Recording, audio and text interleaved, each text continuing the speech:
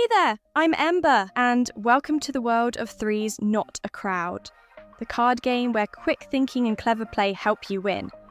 Today, I'm going to show you how to play the two-player alternate game mode called Collect Them All. Your goal? Collect every single triad card in ascending order. These are the numbered cards in the deck ranging from 1 to 12. It's like getting a matching set of socks, but with way more feats. This game mode will take a bit longer to complete compared to the other game modes, so let's not waste any more time and hop right in. Let's get started with step 1, setting up the game. Start by shuffling the deck and deal 4 cards to each player. Then, both players will need to pick a triad card to start with. You'll place it face down and you'll start collecting in ascending order. This means that if you start on the number 4, you'll need to collect the number 5 the next phase, number 6 after that, and so forth. Now, what happens once you get to 12? Good question. You just start back over at 1 until you collect all 12 cards. Once you have your starting triad card, discard your entire hand and draw 3 new cards. Same rule still applies here, where you can't place a wild card as your starting number. Now, moving to step 2, the board space. Once you've got everything in order, you'll need to plan out your collection space. You'll have your draw deck where players can draw new cards, a play area where you can place cards face up to activate, and the discard pile called the grave where all discarded cards go. You'll also have your triad section. This will get pretty full as the game continues. Remember, you'll be getting 12 cards, so plan out your collection space accordingly. An easy tip is to have enough space for 2 rows of 6 cards. Is everyone keeping up so far? Good. Let's move on to the gameplay. Each player will get 4 turns before the triad phase, alternating back and forth.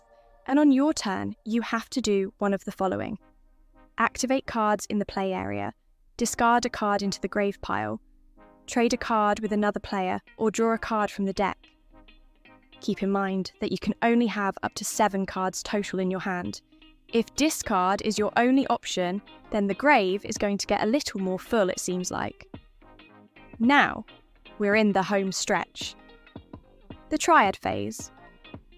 After every 4th turn, both players enter the triad phase. This is where you get to show off by adding 1 triad card to your collection, placing it face down in front of you.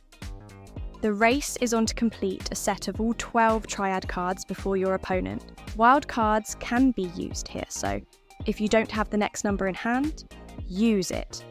Remember, elements only matter if there is a tie. That's the basic gameplay loop. You'll just need to continue playing cards down and adding to your collection until someone wins. But what happens if there's a tie? Let's cover that. Obviously, the first player to collect all 12 triad cards wins the game. But if there is a tie, then whoever has the most matching elements wins. If that is also a tie, it goes into super sudden death. This means that the gameplay continues as normal, except without the triad phase, and whoever gets the next number in the ascending order they were going for, and sets it down in their collection wins. Now that you know how the game mode works, I have to cover how a specific card works differently in this game mode. The triad swap card. The triad swap card in normal gameplay allows you to exchange your triad cards 1 for 1 with what you have in your hand, which is good if you haven't pulled any cards that match since the beginning of the game. But in this game mode, it allows for a new starting point for your collection. This sounds complicated, so let's look at an example. Let's say you have 5 triad cards in your hand, and they are in order 2, 3, 4, 5, 6, and you also have the triad swap card. Your initial card was a 7. Obviously, you don't want to use these cards in your hand when you have such a great setup already. So you play down the triad swap card and exchange the initial card you started on. And remember, that was a 7. Then you would replace that with a 2. On the next triad phase, you'd be able to place down a 3, then a 4, etc. That's how the triad swap card works in Collect Them All. And that's it. In the Collect Them All game mode, you'll need strategy, a bit of luck, and maybe a small bribe to distract your opponent. I'm kidding, of course, or am I?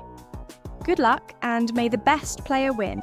Thanks for hanging out with me today. Be sure to follow us on Instagram at 3's Not a Crowd Card Game. for updates, new elements, and future game modes.